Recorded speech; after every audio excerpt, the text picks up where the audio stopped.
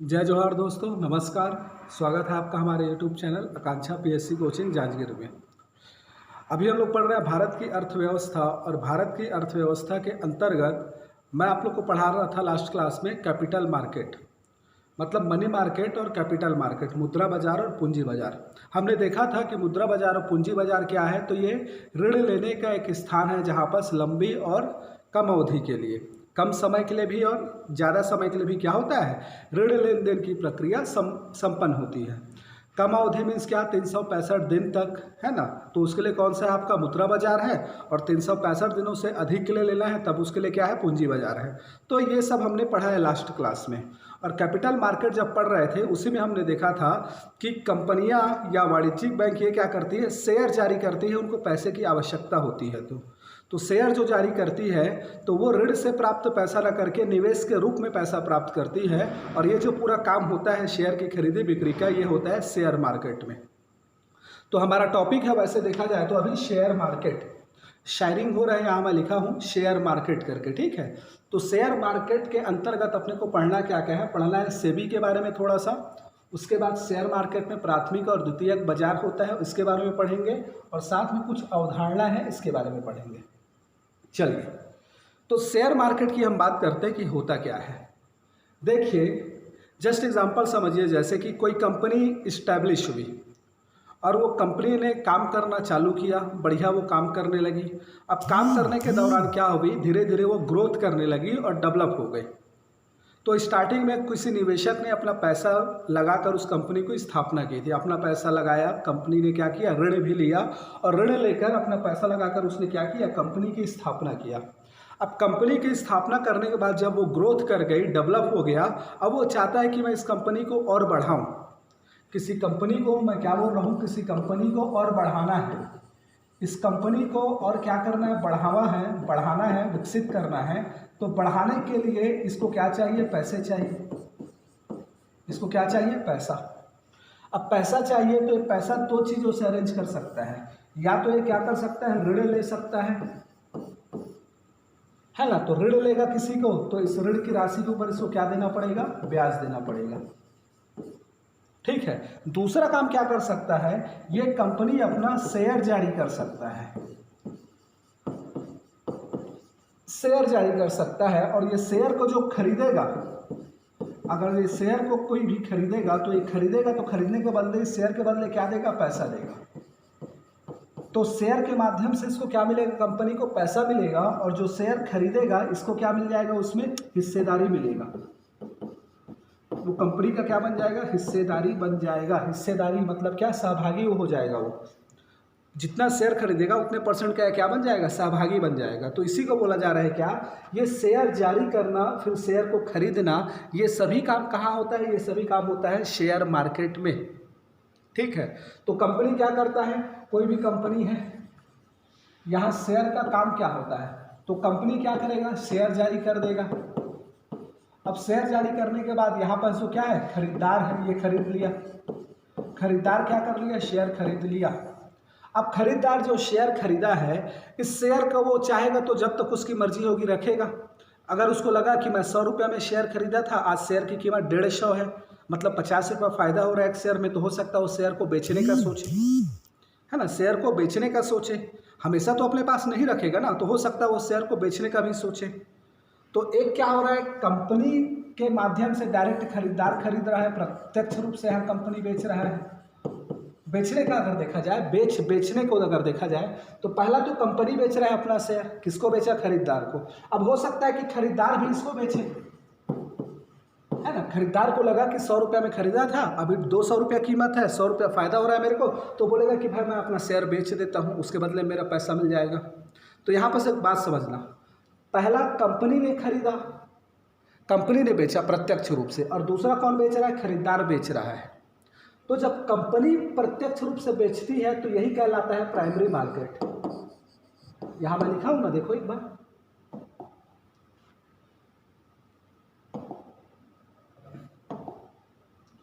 प्राथमिक बाजार और द्वितीयक बाजार। शेयर मार्केट में प्राथमिक बाजार और द्वितीयक बाजार क्या होता है इसकी मैं बात कर रहा हूँ थोड़ा सा। तो मैं क्या बोल रहा हूँ, शेयर मार्केट में प्राथमिक बाजार कब बोल देते हैं, जब कंपनी प्रत्यक्ष रूप से अपने शेयर को निवेशकों को या खरीदारों को बेचता है, तब वो कहलाता है प्राइमरी मार्केट में होता है ये काम। और इसी प्रकार जितने लोगों ने कंपनी से शेयर खरीद लिया, खरीदारों ने या आम निवेशकों ने, अब उनको जब उसको बेचना है तो वो काम कहाँ होता है, वो जो खरीदी बिक्री होता है वो होता है सेकेंडरी मार्केट में, द्वितीयक मार्केट में। ठीक है, तो सिंपल सा मतलब कि शेयर क्या है, तो जब भी किसी कंपनी को पैसे की आवश्यकता होती है, अपने कंपनी को बढ़ाने के लिए पूंजी की आवश्यकता होती है, तो वो ऋण न जारी करके क्या करता है, शेयर जारी करता है। और जितने भी शेयर खरीदते हैं उन सभी को क्या होता है, उसके बदले पैसा प्राप्त होता है। और इसको एग्जांपल से समझो, मैं क्या बोल रहा हूँ, जैसे कि किसी कंपनी को मान लो 10,000 करोड़ रुपया चाहिए। अमाउंट ज़्यादा हो जा रहा है, इसको हम कम कर देते हैं। मान लो किसी कंपनी को 10 लाख रुपया चाहिए। कितना चाहिए, 10 लाख रुपया चाहिए। अब 10 लाख रुपया चाहिए तो ये क्या करेगा, अपना शेयर जारी करेगा, शेयर जारी करेगा। ठीक है, इसको थोड़ा सा और बेटर ढंग से हम लोग समझते हैं। कोई एक कंपनी है, थोड़ा सा मैं आपको इसको दूसरा एंगल से समझा रहा हूँ। एक्चुअली मेरा काम क्या है ना, आप लोग बेटर ढंग से समझ जाओ, ये मैं चाहता हूँ। मान लो कोई कंपनी ए की स्थापना की गई, ठीक, ए की स्थापना की गई। अब ये एक कंपनी है, 5 वर्ष के बाद ग्रोथ कर लिया। 5 वर्ष के बाद बात हो रहा है, मान लो कुछ समय बाद, मैं समय मान लिया 5 वर्ष बाद। 5 वर्ष बाद इस कंपनी ने क्या कर लिया, ग्रोथ कर लिया। अब ग्रोथ करने के बाद इस कंपनी को क्या चाहिए, और पैसे की आवश्यकता है, पैसे की आवश्यकता है, पैसे की आवश्यकता है। तो ये क्या करेगा, पैसे की आवश्यकता के लिए अपने आप को क्या करेगा, शेयर मार्केट में सूचीबद्ध कराएगा। शेयर मार्केट में क्या करेगा, सूचीबद्ध कराएगा। मान लो पैसे की आवश्यकता का एक ऑप्शन है ऋण। अब ये ऋण नहीं लेना चाहता, ये चाहता है कि मेरा कंपनी क्या करे, अब शेयर मार्केट में एंटर करे और शेयर के माध्यम से मैं पैसा जुटाऊं, ब्रॉड लेवल पे मेरा कंपनी काम करे। तो ये ऋण को क्या करेगा, इग्नोर करेगा, और अब क्या करेगा, अपने आप को शेयर मार्केट में क्या कराएगा, सूचीबद्ध कराएगा।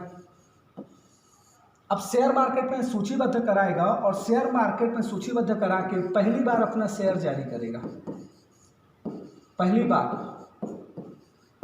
पहली बार शेयर जारी किया, ठीक है। और मान लो इसको जितना पैसा था, इस शेयर के थ्रू इसको पैसा मिल गया, पैसा मिल गया, ठीक है, पैसा मिल गया, ठीक है। वो पैसा मिला, जो खरीदार थे उनको शेयर मिल गया, और इसको क्या मिल गया, पैसा मिल गया। उस पैसों को क्या करेगा, शेयर मार्केट में लगा देगा। खरीदार को क्या मिलेगा, तो खरीदार को उस कंपनी में हिस्सेदारी मिल गई। इस एक कंपनी में मान लो अगर मैं खरीदा शेयर, उसका मान लो जितना भी शेयर जारी किया है 1% शेयर मैं खरीद लिया, तो 1% का हिस्सेदार मैं बन गया। अब किस कंपनी को जितना भी लाभ होगा 1% का, वो मेरे को मिलेगा, टोटल लाभ का 1%। इसी प्रकार उस कंपनी को अगर हानि होगा तो मेरे को भी हानि की भरपाई करनी पड़ेगी। उसका और बहुत सारा कॉन्सेप्ट है, उसको मैं उदाहरण में बताऊंगा, लेकिन अभी फिलहाल जो समझा रहा हूँ उसको समझिए। पहली बार शेयर जारी किया, इसको पैसा मिल गया। अब मान लो इस कंपनी को दोबारा शेयर जारी करना पड़ गया, और पैसा चाहिए आगे चल के, तो बोलेगा मैं फिर से शेयर लाऊंगा, या दोबारा शेयर जारी करना पड़ा। तो पहली बार जो शेयर जारी किया है, उसके बाद यदि उसको फिर से शेयर जारी करना पड़ा, फिर से पैसा चाहिए, फिर से पैसे की आवश्यकता हुई, पैसे की क्या हुई, आवश्यकता हुई, तो ये क्या करेगा, अगेन शेयर जारी करेगा। तो ये क्या करेगा, दोबारा शेयर जारी करेगा। दोबारा कर सकता है, या तिबारा कर सकता है, तीसरी बार भी कर सकता है, या चौथी बार भी कर सकता है, या 5वीं बार भी कर सकता है। ठीक है, मैं ऐसे लिख दिया। क्या बोल रहा हूँ, सेकंड बार, थर्ड बार, फोर्थ बार, फिफ्थ बार, मतलब जितने बार इसको पैसे की आवश्यकता होगी ये शेयर मार्केट में शेयर जारी कर सकता है। ठीक है, बात समझिएगा। अब इसी में समझिए, जब कोई कंपनी ना पहली बार शेयर जारी करता है, पहली बार, और बेच किसको रहे हैं, ये सभी कौन खरीदेगा, आम निवेशक, आप हमारे जैसे लोग ही क्या करेंगे, शेयर खरीदेंगे। तो क्या बोला जा रहा है, जब पहली बार शेयर जारी करता है तब इसको कर देते हैं IPO। क्या बोला जाता है, IPO शेयर, इसको याद रखना है, अभी बात करेंगे। ठीक है, IPO शेयर। दूसरी बार क्या, जब दूसरी तीसरी बार जारी करता है तब इसको बोल दिया जाता है, तब इसको बोला जाता है right issue share, right issue share, RIs बोल दिया जाता है, या बोल दिया जाता है FPO शेयर, तो ये इसको नाम आपको याद रखना है, टर्म आ रहा है IPO शेयर और दूसरा क्या RI शेयर या FPO share, right issue share या follow on public offer share. इसका फुल फॉर्म मैं बोल रहा हूँ राइट इशू शेयर या फॉलो ऑन पब्लिक शेयर, या दूसरा मैं क्या बोल रहा हूँ, पहला जो जारी किया उसको IPO share, initial public offer. बात समझ रहे हो? तो मैं आप लोग को यहाँ पर क्या बताया, ये बताया कि भाई पैसा अगर उसको चाहिए तो शेयर जारी करेगा, और शेयर को जारी कौन करेगा? कंपनी। अगर शेयर कंपनी प्रत्यक्ष रूप से बेच रहा है तब वो क्या कहलाया? Primary market. और दूसरी तरफ में क्या बोला, जब खरीदार उसको बेच रहे हैं तो क्या कहलाया? Secondary market. इट मीन्स क्या, यहाँ पर देखो कंपनी बेच रहा है, शेयर कौन बेच रहा है? कंपनी। पहली बार बेचा, अपने आप को सूचीबद्ध कराकर IPO शेयर जारी किया, फिर उसको पैसा चाहिए तो फिर कंपनी ने बेचा, तब क्या किया उसने? RI शेयर या FPO शेयर जारी किया। मतलब यहाँ पर डायरेक्ट कंपनी बेच रहा है, कंपनी बेच रहा है किसको? आम निवेशक को, आम निवेशक को, है ना, आम निवेशक को बेचा जा रहा है। तो इसी को मैं अभी आप लोग को समझाने के बाद कि भाई यदि कंपनी बेचे आम निवेशक को,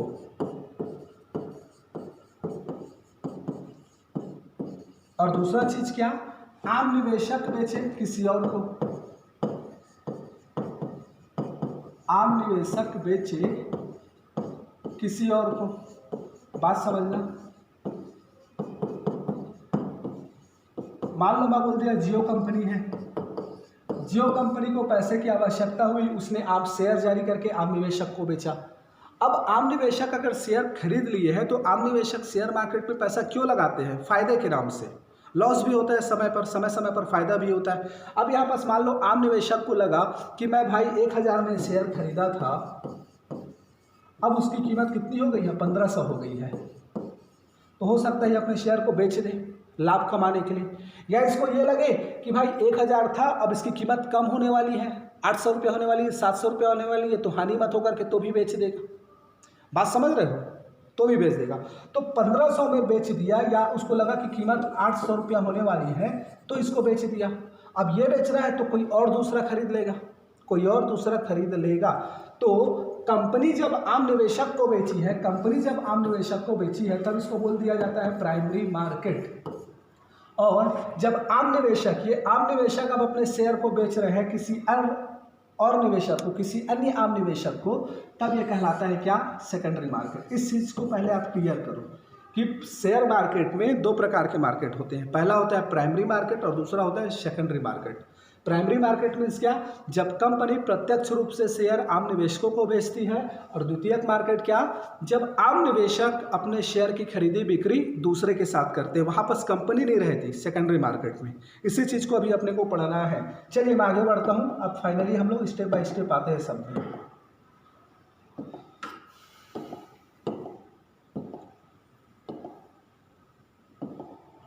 तो यहाँ पर मैं क्या बताया आप लोगों को कि भाई शेयर मार्केट के अंतर्गत अभी जो हमने देखा कि प्राइमरी मार्केट क्या होता है और द्वितीयक मार्केट क्या होता है। प्राथमिक बाजार जहां पर क्या होता है, कंपनी प्रत्यक्ष रूप में अपना शेयर आम निवेशकों को बेचती है।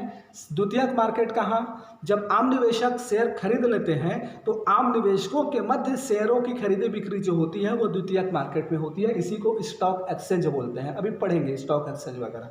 मैं स्टार्ट करता हूँ सेबी से। मतलब ये पूरा शेयर मार्केट पे कंट्रोल कौन करता है? तो वो करता है सेबी।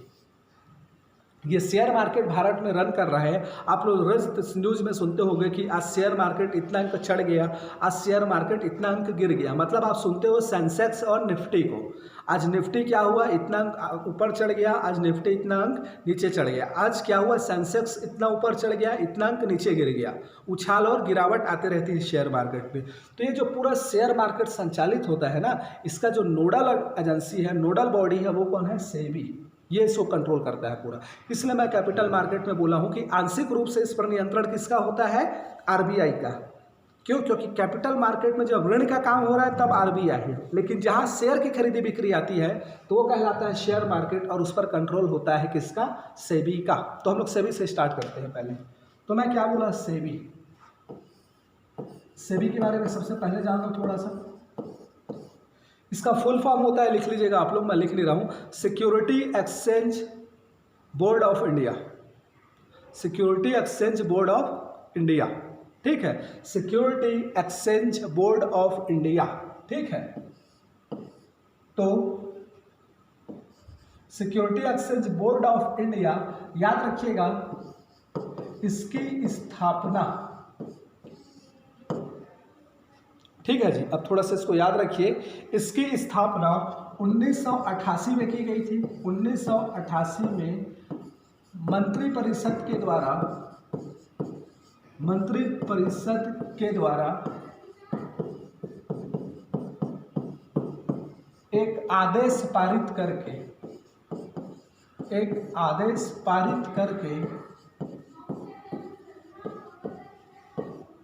गैर वैधानिक निकाय के रूप में, गैर वैधानिक निकाय के रूप में, मतलब इसकी स्थापना सर्वप्रथम 1988 में क्या किया, हमारा जो केंद्रीय मंत्रिपरिषद है ना, उसने एक आदेश पारित किया और एक गैर वैधानिक निकाय के रूप में इसकी स्थापना हो गई, जिसका मुख्यालय कहाँ है, मुंबई में है। इसका मुख्यालय कहाँ है, मुंबई में है, ठीक है जी। चलिए ठीक है, तो इतना आपको याद रखना है। अब क्या हुआ, ये गैर वैधानिक निकाय के रूप में इसकी स्थापना की गई थी, इसलिए क्या किया गया, आगे चलकर 1992 में, 1988 में मंत्रिपरिषद ने आदेश पारित किया, गैर वैधानिक रूप में स्थापना किया, तो 1992 में क्या किया, संसद ने सेबी अधिनियम पारित करके, संसद ने सेबी अधिनियम पारित किया, अधिनियम पारित करके, पारित लिख लीजिएगा, मैं थोड़ा गलत लिख लिया, पारित लिखा गया, पारित करके वैधानिक निकाय के रूप में इसको वैधानिक दर्जा प्रदान किया। इस संस्था को क्या किया, वैधानिक दर्जा प्रदान किया गया, और इस अधिनियम में इसकी कार्य एवं शक्ति को क्या किया गया, डिफाइन किया गया। आप ऐसे बोल सकते हो कि 1992 में संसद ने क्या किया, सेबी को वैधानिक दर्जा प्रदान करते हुए इसको क्या किया, इसके कार्य एवं शक्ति को परिभाषित किया गया। या 1992 में संसद के द्वारा सेबी अधिनियम पारित करते हुए सेबी को वैधानिक दर्जा प्रदान किया गया और इसके कार्य एवं शक्ति को क्या किया गया, परिभाषित किया गया। तो सबसे प्रथम तो आपको 2 पॉइंट याद रखना है कि स्थापना कब हुई, तो पहले एक आदेश के द्वारा 1988 में इसकी स्थापना हुई, जिसके पश्चात 1992 में इसको वैधानिक दर्जा प्रदान करने के लिए संसद के द्वारा सेबी अधिनियम पारित किया गया, ठीक है। तो सेबी अधिनियम जब संसद के द्वारा पारित किया गया तो ये अपने आप में एक वैधानिक निकाय बन गया, और साथ में इस अधिनियम में इसकी कार्य एवं शक्ति को क्या किया गया, परिभाषित किया गया। स्थापना स्टार्टिंग में एक आदेश के द्वारा गैर वैधानिक निकाय के रूप में 1988 में, 1992 में इसको क्या किया गया, वैधानिक दर्जा प्रदान करके इसके कार्य एवं शक्ति को परिभाषित किया गया सेबी अधिनियम के तहत, ठीक है। अब इसके कार्य क्या है, सेबी का कार्य, तो सेबी का कार्य थोड़ा याद रखिएगा, सेबी का कार्य, तो सेबी का कार्य क्या है, शेयर मार्केट पर नियंत्रण रखना, शेयर मार्केट पर क्या करना, नियंत्रण रखना। दूसरा काम क्या है, तो शेयर मार्केट के संचालन के लिए नियम बनाना, संचालन के लिए क्या करता है, नियम बनाता है। और क्या काम है, तो बोल सकते हो शेयर मार्केट में विदेशी निवेश को सुनिश्चित करना, विदेशी निवेश कितना होगा, ये सबको क्या करता है, वो सुनिश्चित करता है।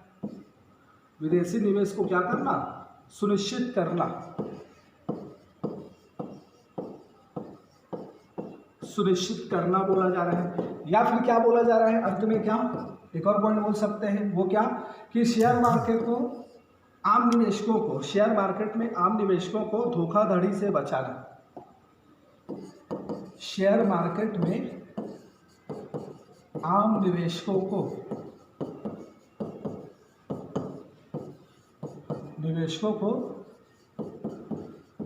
धोखाधड़ी से बचाना, ये कुछ प्रमुख काम है क्या, सेबी के।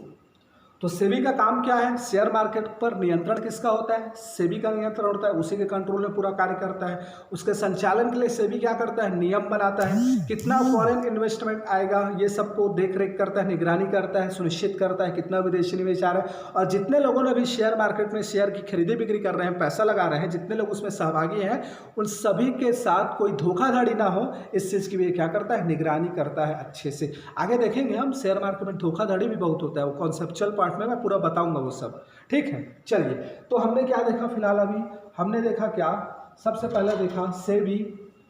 सेबी के बारे में हम लोगों ने जाना, सेबी क्या होता है और उसके कार्य क्या होता है, ठीक। अब हम लोग आते हैं कि शेयर मार्केट के अंतर्गत प्राथमिक बाजार और द्वितीयक बाजार क्या होता है, ठीक है जी। तो शेयर मार्केट के अंतर्गत प्राइमरी मार्केट क्या होता है, प्राथमिक बाजार, ठीक है। तो प्राथमिक बाजार क्या मैं बोला, जब कोई कंपनी अपने आप को शेयर मार्केट में सूचीबद्ध कराकर अपना शेयर जारी करती है, तो ये काम कहाँ होता है, प्राइमरी मार्केट के अंतर्गत। तो प्राइमरी मार्केट में हम क्या बोल देंगे, यह शेयर मार्केट का एक ऐसा स्थान है, एक ऐसा स्थान है जहां कंपनी प्रत्यक्ष रूप से अपना शेयर, प्रत्यक्ष रूप से अपना शेयर आम निवेशकों को बेचती है। मैं आपको बताया इससे पहले यही समझा रहा था कि क्या, जब कंपनी शेयर बेच रही है तब वो प्राइमरी मार्केट, और जब आम निवेशक शेयरों की खरीदी बिक्री कर रहे हैं आपस में तब वो सेकेंडरी मार्केट। तो प्राइमरी मार्केट किसको बोला जा रहा है, शेयर मार्केट का ऐसा स्थान जहां पर कंपनी प्रत्यक्ष रूप से अपना शेयर किसको बेच रही है, आम निवेशकों को बेचती है, बेचती है, ठीक है। तो याद रखिएगा, इस प्राइमरी मार्केट में कंपनी क्या कर रही है, शेयर बेच रही है। तो इस प्राइमरी मार्केट के तहत कंपनी 3 प्रकार के शेयर बेचती है, 3 प्रकार के शेयर बेचती है। ये 3 प्रकार कौन कौन सा है, तो मैं आपको अभी नाम लिखा था इससे पहले, क्या बोला था, IPO, दूसरा क्या बोला था मैं, FPO, और तीसरा क्या बोला था, RI, और इसमें S, स्मॉल s। मतलब इस तीनों के बारे में अभी बताऊंगा मैं। ये मतलब याद रखिए कि 3 प्रकार के शेयर कंपनी प्रत्यक्ष रूप से बेचती है प्राइमरी मार्केट के तहत आम निवेशकों को। आई होप आप लोग समझ रहे होंगे मैं क्या बोला। प्राथमिक बाजार या प्राइमरी मार्केट क्या है, तो यह शेयर मार्केट का एक ऐसा स्थान है जहां कंपनी प्रत्यक्ष रूप से आम निवेशकों को अपना शेयर बेचती है, ठीक है। तो अपना शेयर बेचती है, तो कंपनी क्या करती है, 3 प्रकार के शेयर जारी करती है। पहला IPO, दूसरा क्या FPO, और तीसरा क्या RI, राइट इशू। चलिए समस्या अब ये क्या होता है IPO। सबसे पहले मैं क्या बताया, IPO, इसका फुल फॉर्म क्या हो रहा है, तो इनिशियल पब्लिक ऑफर, नाम इसका ऐसे ही आपको याद रखना है, इनिशियल पब्लिक ऑफर। तो ये क्या होता है, IPO मतलब ना किसी भी कंपनी का पहला शेयर, कोई भी कंपनी हो, डायरेक्ट, देखो एक बात समझना, कोई भी कंपनी ना डायरेक्ट शेयर मार्केट में नहीं आती, पहले उसकी स्थापना होती है जमीनी स्तर पर, वो कार्य करना प्रारंभ करता है, उसके बाद हजारों कंपनी ऐसी स्थापना होती है और डूब जाती हैं, आगे बढ़ ही नहीं पाती। लेकिन कई कंपनियां ऐसी होती हैं जो सक्सेस करती हैं, ग्रो करती है, आगे बढ़ती है। तो आगे जो कंपनी बढ़ती है ना, तो इन्हीं आगे बढ़ने वाली कंपनियों में से कई कंपनी क्या करती है, फिर अपने आप को और अपने मार्केट को फैलाने के लिए राष्ट्रीय स्तर पर, इंटरनेशनल लेवल पर शेयर मार्केट में अपने आप को सूचीबद्ध कराती है, ठीक है, ताकि उनको अधिक से अधिक पैसा मिले, लोगों की सहभागिता बढ़े और कंपनी क्या करे, ग्रो हो करके अपने आप को क्या करती है, शेयर मार्केट में सूचीबद्ध कराती है।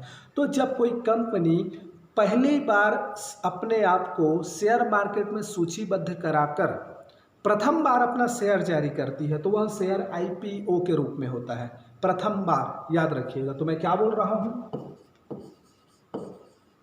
जब कोई कंपनी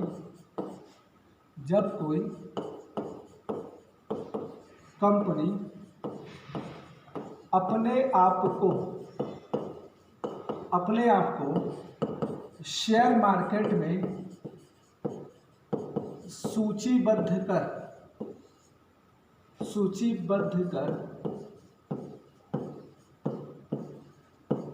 प्रथम बार अपना शेयर जारी करती है, पहली बार, है ना। तो याद रखिएगा, प्रथम बार अपना शेयर जारी करती है।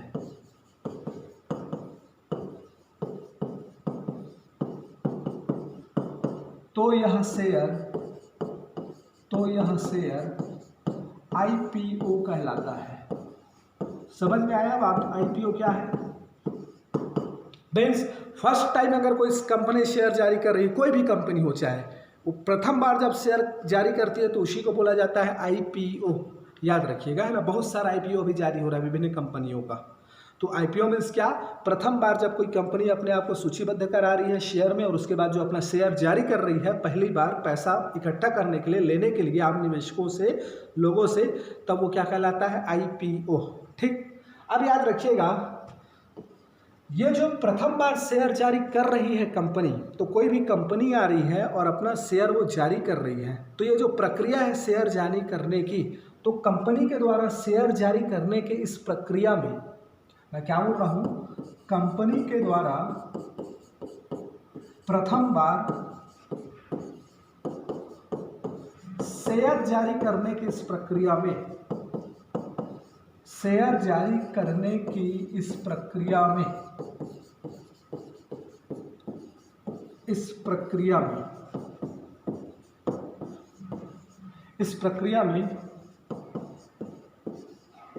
तो मैं क्या बोला, कंपनी के द्वारा प्रथम बार शेयर जारी करने की इस प्रक्रिया में विभिन्न व्यापारिक बैंकों के द्वारा कंपनी को सहायता प्रदान किया जाता है।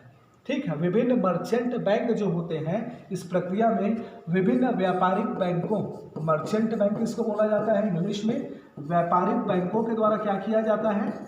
बैंकों के द्वारा सहायता प्रदान की जाती है। सहायता क्या की जाती है? प्रदान की जाती है। तो याद रखिएगा, मैं क्या बोल रहा हूँ, विभिन्न कंपनियों को जो प्रथम बार अपना शेयर जारी कर रही है कंपनियां, उनके ना सपोर्ट के लिए, बैक सपोर्ट के लिए क्या होती है, बहुत सारी कंपनियां आती हैं, है ना, वो बुलाती हैं। याद रखिएगा। तो ये जो विभिन्न मर्चेंट कंपनियां होती हैं, वो इनको क्या करती हैं? सपोर्ट करती हैं इस प्रक्रिया में, जब कोई कंपनी पहली बार शेयर जारी करती है। ठीक है। तो इन विभिन्न व्यापारिक कंपनियों में जिसका सहयोग सबसे अधिक होता है, हो सकता है ये व्यापारिक बैंक 2 हो, 4 हो, 5 हो, 6 हो, ठीक है, एक नहीं होता, कई हो सकता है। तो जिस कंपनी का सबसे मतलब जिस व्यापारिक बैंक के द्वारा सबसे ज़्यादा सहयोग किया जाता है, वह व्यापारिक बैंक उस कंपनी के लिए लीड बैंक कहलाता है। इसको आप लिख लेंगे, मैं अलग से इसको लिखवाऊंगा नहीं, बोल देता हूँ मैं क्या बोला। इस पूरी प्रक्रिया में, इसके बाद इस पूरी प्रक्रिया में जिस व्यापारिक बैंकों का सबसे अधिक सहयोग उस कंपनी को प्राप्त होता है, वह बैंक उस कंपनी के संदर्भ में लीड बैंक कहलाता है।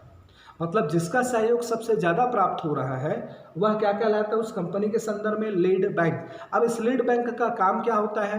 तो आईपीओ के माध्यम से जितना भी शेयर जारी किया गया है, उनमें से जो शेयर नहीं बिकता, इस लीड बैंक की क्या भूमिका होती है? तो क्या बोला जा रहा है, इस आईपीओ के माध्यम से जितना भी शेयर जारी किया गया है, उनमें से नहीं बिकने वाले शेयर को, मान लो 1000 शेयर जारी किया गया और उनमें से 650 बिक गया, 350 कंपनी का नहीं बिका, तो उसको खरीदने की जिम्मेदारी लीड बैंक की होती है।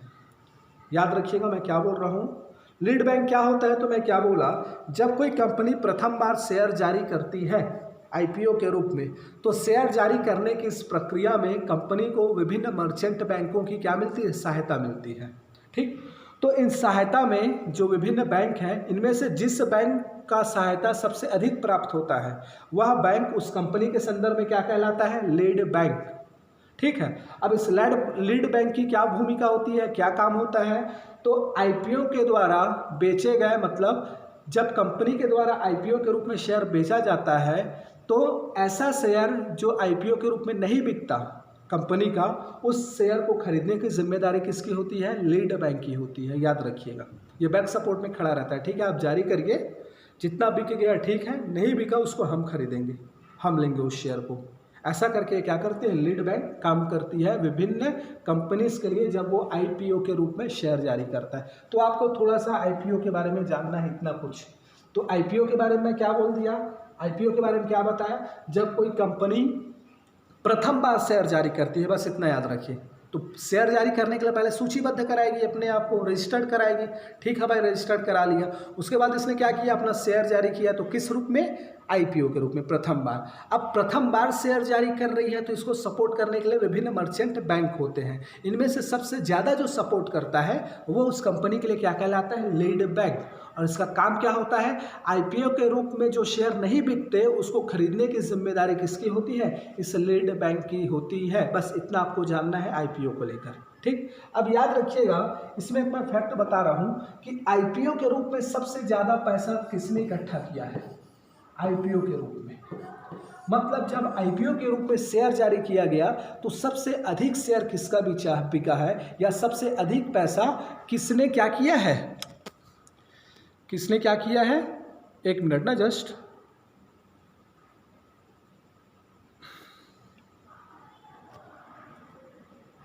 डू नॉट डिस्टर्ब को ऑन कर रहे थे, अचानक से किसी का कॉल आ जाएगा ना तो पूरा गड़बड़ हो जाएगा। चलिए, तो आईपीओ के रूप में ना सबसे ज़्यादा पूंजी एकत्र करने वाली भारतीय कंपनी, इसको थोड़ा सा याद रखिएगा, भारतीय कंपनी और वैश्विक कंपनी।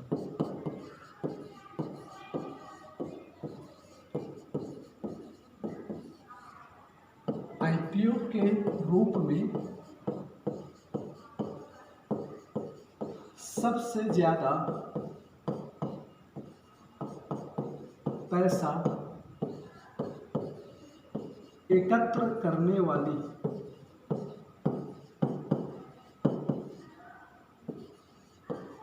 कंपनी, मतलब ये बोला जा रहा है कि भाई आईपीओ के रूप में तो हर एक कंपनी का प्रथम शेयर क्या कहलाता है, जब वो निकलता है तो आईपीओ कहलाता है, ठीक। अब ऐसी कंपनी भारत की कौन सी रही है भारतीय इतिहास में जिसका आईपीओ शेयर निकला है और खरीदने की होड़ लग गई है, लोग एकदम ना पागलों की तरह खरीदने लगे, मतलब उसका पैसा, उसका शेयर बचा ही नहीं और बल्कि उसको शेयर जारी करना पड़ गया, ऐसा टाइप सा। तो भारतीय कंपनी में ऐसी एक कंपनी है, याद रखिएगा, कोल इंडिया लिमिटेड। अब तक के इतिहास में सबसे ज़्यादा पैसा एकत्रित करने वाली आईपीओ के माध्यम से, मतलब कोल इंडिया कंपनी आप सब जानते हो, भारत की कोल इंडिया कंपनी अलग अलग क्षेत्र में अलग अलग नाम से, साउथ, ईस्ट, मिडिल, ऐसा करके कार्यरत है, 8-9 कंपनी है इसकी। तो ये जो कोल इंडिया कंपनी है ना, इसने जब अपने आप को शेयर मार्केट में सूचीबद्ध कराया और अपना जब ये आईपीओ जारी की थी, तो अभी तक के इतिहास में सबसे ज़्यादा पैसा इसी का एकत्र हुआ है, आईपीओ के माध्यम से कोल इंडिया कंपनी ने लिया है, ठीक है, याद रखिएगा। इसी प्रकार यदि वैश्विक कंपनी की बात करें तब आता है चीन की अलीबाबा कंपनी। नाम सुने होंगे शायद आप लोग, ना सुने होंगे तो सुन लीजिए। एक चीन की कंपनी है अलीबाबा कंपनी। वैश्विक स्तर पे अगर देखा जाए तो आईपीओ के माध्यम से सर्वाधिक पैसा किसने एकत्र किया है, चीन की अलीबाबा कंपनी। और भारत के स्तर पर देखा जाए तो अभी तक के इतिहास में सबसे ज़्यादा आईपीओ के माध्यम से पैसा एकत्र किसने किया है, CIL, कोल इंडिया लिमिटेड। चलिए, तो मैं अभी आपको क्या बताया कि भाई ये कंपनी प्रत्यक्ष रूप से प्राइमरी मार्केट के तहत प्रत्यक्ष रूप से जब शेयर बेचती है आम निवेशकों को तो आईपीओ जारी करती है, और साथ में क्या, एफपीओ और आरआई, ठीक। तो मैं क्या बोला, आईपीओ क्या है, जब पहली बार, प्रथम बार है ना, यहाँ में देखो लिखा हूँ, प्रथम बार जारी करती है तब वो आईपीओ। अब मान लो आईपीओ के तहत पैसा जारी कर दिया कोल माइंस ने या किसी भी कंपनी ने, रिलायंस ने, जियो ने, इन लोगों ने जारी कर दिया। अब ऐसा तो नहीं है कि दोबारा उनको पैसे की आवश्यकता ना हो, फिर से सोचेंगे कि यार और इसको थोड़ा विस्तार करते कंपनी को, तो एक काम करो फिर से शेयर जारी करते हैं, ठीक है। तो याद रखिएगा, जब प्रथम बार के अलावा जब दूसरी बार हम लोग जारी करते हैं, दूसरी के बाद मतलब पहली के बाद, तो मैं क्या बोला, जब कंपनी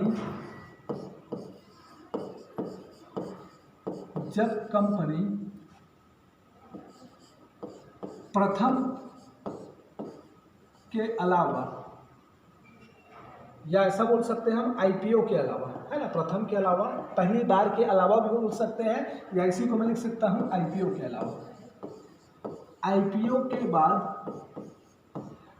के बाद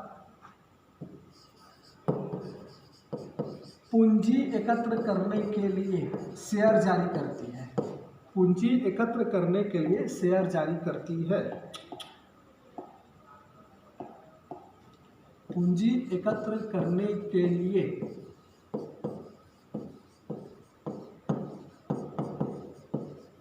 शेयर जारी करती है।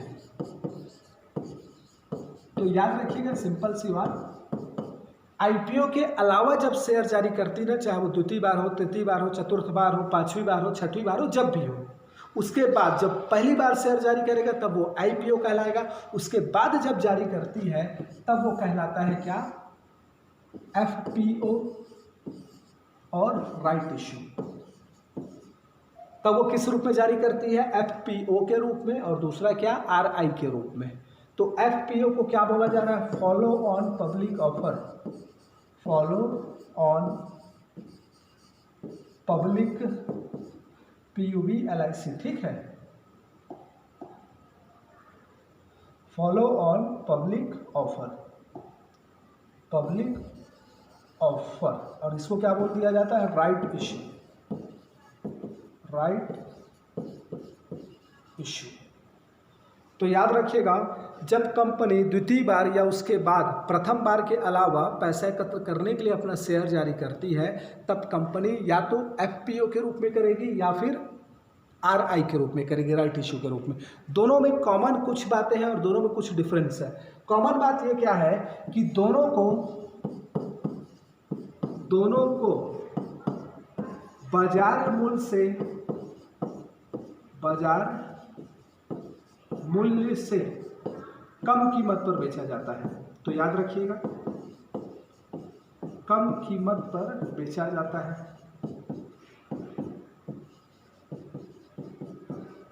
तो दोनों में कॉमन पॉइंट क्या है, एफपीओ और आरआईज में, तो दोनों को बाजार मूल्य से कम कीमत पर बेचा जाता है। मतलब शेयर मार्केट में इस कंपनी के एक शेयर की जो वैल्यू होगी उस वैल्यू से कम में बेचा जाता है। किसको, इसको।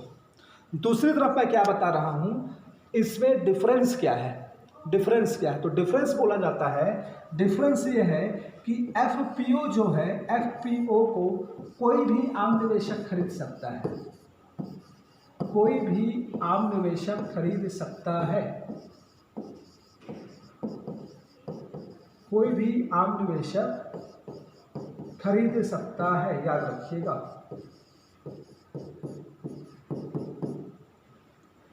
ये जो फॉलो ऑन पब्लिक ऑफर होता है कंपनी का, यह प्रकार का शेयर, इस शेयर को ना कोई भी आम निवेशक खरीद सकता है, जबकि राइट इशू शेयर केवल उन्हीं निवेशकों के लिए होते हैं जो पहले से इस कंपनी के शेयर धारक हैं। बात समझ रहे हो, मतलब क्या, जब दोबारा ये शेयर जारी करेगी एफपीओ के रूप में या आरआई के रूप में, तो एफपीओ को कोई भी खरीद सकता है। मतलब मैं ही चाहूँगा तो पहली बार एफपीओ शेयर खरीद सकता हूँ, लेकिन राइट इशू शेयर को मैं नहीं खरीद पाऊँगा। राइट इशू शेयर जो पहले से आईपीओ के रूप में इनका शेयर खरीद चुके हैं, उन्हीं को अधिकार होता है इन शेयर को खरीदने का, ये उन्हीं के लिए जारी किया जाता है। ठीक है, तो याद रखिएगा राइट इशू, इसीलिए क्या बोला इसको, राइट आर अधिकार। तो किनके अधिकार के लिए, मतलब किनको अधिकार है इसको खरीदने का, जो पहले से इस कंपनी के शेयर धारक हैं। तो ये इसमें कॉमन पॉइंट्स है और ये इसमें डिफरेंस है। तो कॉमन पॉइंट्स क्या, इन दोनों को बाजार कीमत से कम मूल्य में बेचा जाता है। अलग क्या है, तो इसको कोई भी खरीद सकता है एफपीओ को। राइट इश्यू को कौन खरीदेगा, जो पहले से उस कंपनी के शेयर धारक हैं, जिन्होंने आरआई के रूप में शेयर खरीद रखा है, वो खरीदेंगे। सॉरी, आईपीओ के रूप में शेयर खरीद रखा है, वही क्या करेंगे, राइट इशू शेयर खरीद सकते हैं। तो बात समझे, अभी हम लोग क्या पढ़ रहे हैं, मैं आपको क्या बता रहा हूं, मैं आपको बता रहा हूं क्या, प्राइमरी मार्केट। और प्राइमरी मार्केट के अंतर्गत मैं आपको बताया कि भाई यहाँ पर कंपनी और आम निवेशक, इन दोनों की बात हो रही है कि नहीं। मैं क्या बोला, जब जहां कंपनी प्रत्यक्ष रूप से किसको बेच रही है, अपना शेयर आम निवेशकों को बेच रही है। ठीक है, तो कंपनी प्रत्यक्ष रूप से आम निवेशकों को अपना शेयर बेचती है तब उसको बोल दिया जाता है क्या, प्राइमरी मार्केट। तो प्राइमरी मार्केट के तहत 3 शेयर जारी किया जाता है। पहली बार जब कोई कंपनी शेयर जारी करती है तो आईपीओ, मैं आपको बताया अभी, इसमें कोल इंडिया लिमिटेड आपको नाम याद रखना, और साथ में क्या, अलीबाबा कंपनी, ठीक है। दूसरा चीज़ में हम क्या बताया, जब द्वितीय तृतीय बार इनको शेयर जारी करना होता है, पैसा इकट्ठा करना होता है, तब वो एफपीओ और आरआईस दोनों में एक कॉमन पॉइंट क्या, इन दोनों को बाजार से कम कीमत पर बेचा जाता है। अनकॉमन पॉइंट क्या, पहले से जो कंपनी के शेयर धारक हैं वही खरीद सकते हैं आरआई को, इसे कोई भी खरीद सकता है। तो ये क्या हो गया, कंपनी और आम निवेशक, कंपनी बेचती है आम निवेशक को। अब थोड़ा सा एक बात समझना मेरा, आम निवेशकों ने आईपीओ, एफपीओ और आरआईस के माध्यम से शेयर खरीद लिया। अब ये आम निवेशक क्यों खरीदते हैं शेयर, भाई फायदे के लिए, लाभ कमाना है। तो ये आम निवेशक अब जो शेयर खरीद चुके हैं, इस शेयर को हमेशा तो अपने पास नहीं रखेंगे ना। जब इनको लगेगा कि घाटा होने वाला है, शेयर का मार्केट कम होने वाला है, तो हो सकता है ये बेच देंगे लॉस मत हो करके। या जब इनको लगेगा कि अभी मैं फायदे में चल रहा हूँ, मेरा शेयर जितना खरीदा था उससे 50 गुना, 30 गुना, 40 गुना अभी ज़्यादा कीमत है, तो हो सकता है ये फायदे के लिए उस समय क्या करेगा, बेच देगा, ठीक है। तो ये आम निवेशक अब शेयर को अपने पास रखा नहीं रहता हमेशा, ये भी क्या करता है, खरीदने और बेचने का काम करता है, ये भी बेचने का काम करता है। तो ये आम निवेशक फिर से कंपनी को नहीं बेचता है ना, याद रख लो। ये आम निवेशक किसको बेचेगा, ये अन्य निवेशकों को बेचेगा। ये किसको बेचेगा, अन्य निवेशकों को। तो ये अन्य निवेशकों को जो बेचने का काम होता है, मतलब कंपनी बीच से हट जाती है और आम निवेशक ही आपस में खरीदी बिक्री करते हैं शेयरों का। ये काम होता है द्वितीयक मार्केट में, सेकेंडरी मार्केट में, और यहाँ पर आता है स्टॉक एक्सचेंज, ठीक है। तो याद रखिएगा, मैं नेक्स्ट वीडियो में ये लेके आऊँगा। तो अभी मैं फिलहाल क्या बताया आपको, मैं सिंपल सा आपको बता दिया। वीडियो क्या है कि ज़्यादा देखो, मेरा मुख्य उद्देश्य था समझाना आप लोग को, शेयर मार्केट को समझाना। तो इस समझाने के अंतर्गत मैं आपको शेयर मार्केट में के अंतर्गत सेबी के बारे में बता दिया, और प्राइमरी मार्केट शेयर मार्केट अंतर्गत ये क्या है ये बता दिया। अब आम निवेशकों के बीच जो खरीदी बिक्री होगी वो द्वितीयक मार्केट पे होगी। इसको मैं नेक्स्ट वीडियो में लेकर आऊँगा आप लोग के लिए, ठीक है। ये वीडियो अभी क्योंकि ऑलरेडी लमसम 42 मिनट्स का हो चुका है, तो नेक्स्ट वीडियो में जस्ट इसको हम लेकर आएंगे। तब तक के लिए चलिए हम लोग, अगर वीडियो देखो अच्छा लगा होगा तो प्लीज़ इसमें कमेंट करके हमको बताइए, ठीक है। और कुछ समझ में नहीं आता है तो बिल्कुल कमेंट करिए, हम शॉर्ट आउट करेंगे आपके डाउट को, है ना। और अपने लोगों से फ्रेंड सर्कल में शेयर करिए अगर अच्छा लगता है, समझ आता है। तो चलिए मिलते हैं नेक्स्ट वीडियो में द्वितीयक मार्केट के साथ, ठीक है।